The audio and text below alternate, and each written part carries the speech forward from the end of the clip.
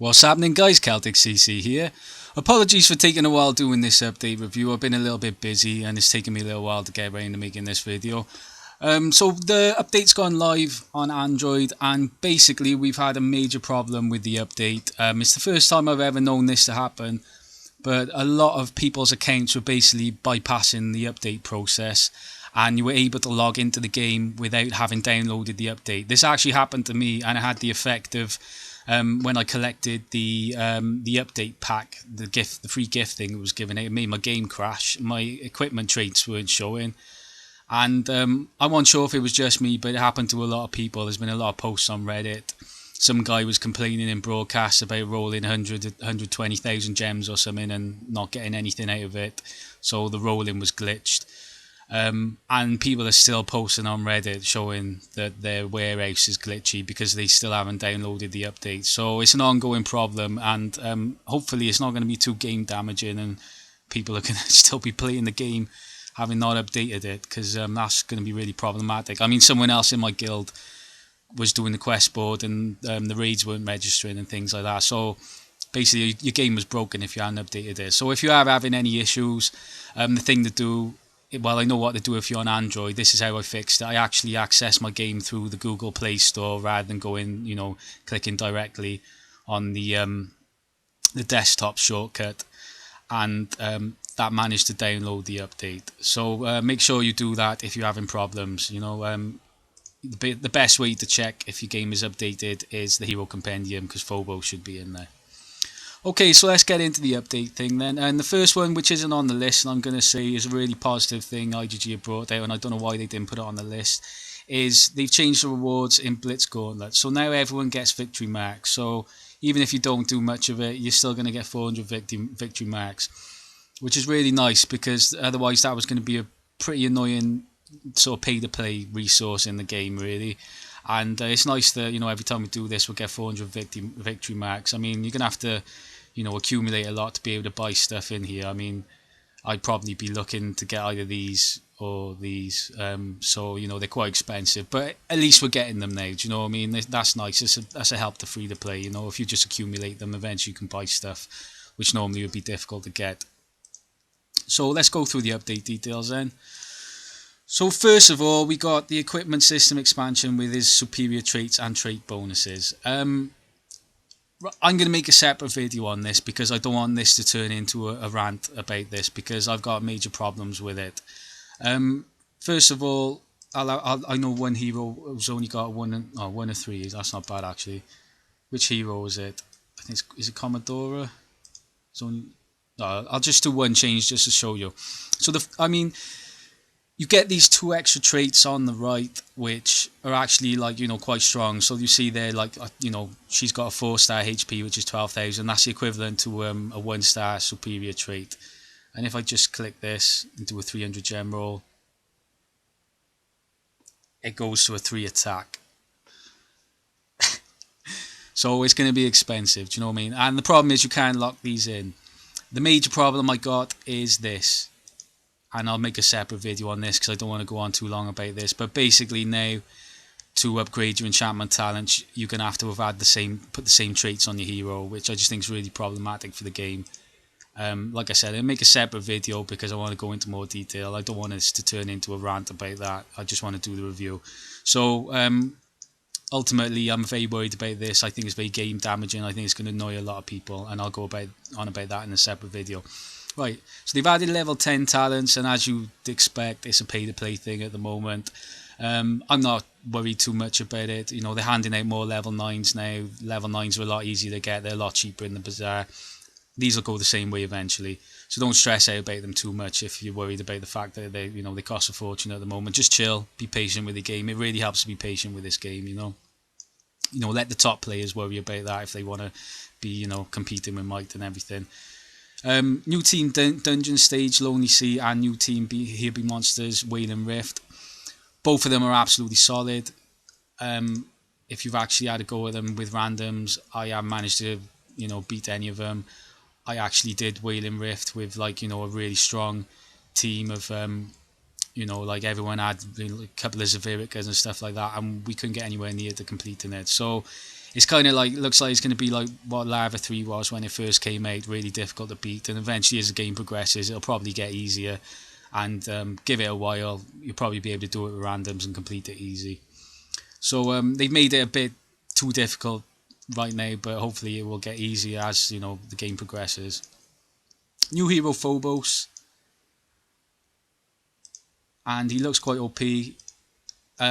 Design wise, I think he's excellent, really cool looking. I haven't got a problem with the design at all. They're quite badass looking. I'm liking the fact that most of the heroes they're bringing out at the moment do look pretty damn good. Do you know what I mean? They've kind of gone away from the cutesy, which I think is a good move. So let's have a look at him then. So first of all, it's got to be said, his base HP is, you know, low. I have been hearing off people he's very squishy, he's very soft. So I don't know how good he's going to be because of that. You know, a squishy hero can be very problematic in the game. So Orbs of Agony at level 13 deals 620% attack damage to and removes 100 energy from 5 nearby enemy heroes. That's good against, you know, heroes that, you know, do get affected by energy reduction. Reduces their energy regain rate. So he's basically just, you know, a total scatter beast. From normal attacks and receiving damage only by 90%. And he removes their buffs for 4.6 seconds. So I'm assuming that's a continual debuff for 4.6 seconds with a cooldown of 5 seconds, which is really strong. It's definitely really strong. I can see him being very strong as a support hero in the PvP modes, no doubt about it. If he is squishy, he might not be that great on the base. We'll have to wait and see. I don't know. I haven't, you know, rolled him, and I don't know how good he is. He also inflicts silence on 4 random enemy heroes for 3 seconds every 5 seconds, which is very strong as well. Silence is always a very strong effect. Reflects 50% of all incoming damage. Is immune to stun and fear. So his proc is very strong. His effects very strong. Debuffing, silencing, you know, strong scatter effects. You know, the only concern with him is very low HP, and people are saying he's very squishy. So how good he's going to be, we'll have to wait and see. I'm not getting good reports about him so far, but you know, proc looks strong, so he could be good in a lot of game modes. Definitely PvP modes, I can see him being quite good. Stick him at the back, let him proc with a 5 Revite. He'd probably be excellent. Right, so new hero skins, Blackest Night and Phoenix Bright. And I don't know which ones these are. I think one of them is Lazulix, if I remember right. I'll just have to scan through these and edit it out if I take ages. Let's see, where are we? Okay, so Blackest Night one is Phobos, which kind of makes him look a bit more feminine, but it's cool. I like that. It's a cool skin. You know, the skin is excellent. And Zulik skin, which is okay. I prefer that one, which I already have, to tell you the truth. That one kind of makes him look more like a robot. I don't know, but it's still cool. It's you know, it's nice. It's nice skin. So happy days. You know, if I get the skin, I'll be putting it on him because it boosts the stats and everything. So happy days. Something to make your hero stronger. Got no problem with that. And then, excuse me. And then we're on to adjustments. So adjusted visual effects of occultist normal attack when he is hit by an attack. Okay.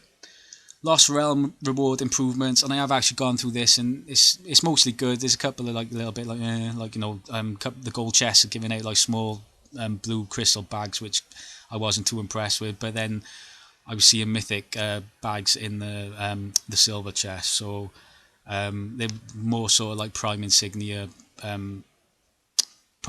bags being given out and stuff like that. So you know, it's good. It's a shame they've taken away stamina cards from Lava 3 though, because Lost Realm's going to be a dead game mode to me eventually, pretty much. Adjusted the visual effects for pets upgrade button. Okay. Dungeons interface adjustment, number of attempts will now be displayed, which I do really like. That's an excellent update, which has been long overdue. So now when you're sweeping, you can see how many sweeps you got left. You don't have to go back and check. And of course, the usual increased altar +1. Warehouse by 10 increase, which is good. I'm always, you know, looking for more warehouse space. And Team Dungeons Stormmace adjusted the battle background, so now it looks more like, you know, like the grassy background for Mesa instead of like a lava background, which I don't think was that necessary to do, but okay. I guess it makes sense.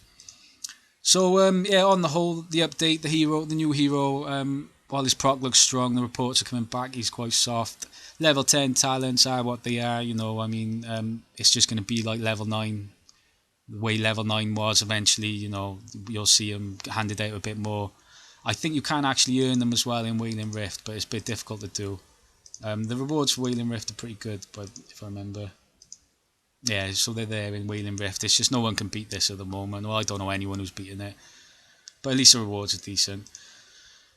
The everything else with the updates fine. It's just the equipment system expansion added superior traits and trait bonuses. I honestly I'm going to say that this is a broken system and is game damaging and is going to annoy a lot of people. I don't know anyone who likes it so far. Um, well, there was one person on Reddit, sorry, who likes the trait bonus sides of it, but I don't think they seriously thought it through about the fact you've got to have identical talents now. But like I said, I'll make a separate video because I don't want to make this video too long and just go on about that the whole time.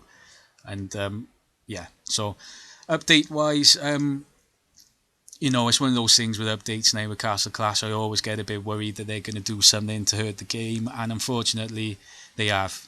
They've really messed up on this one. The superior trait system is, in my honest opinion, broken and game damaging, and I'll explain that in a separate video. So it's a shame, but everything else with it's fine. New hero looks decent. Level 10 talents, that's fine. All Lost Realm rewards have improved. That's cool. And the new game modes difficult at the moment, but eventually we'll probably be able to complete them with randoms and stuff.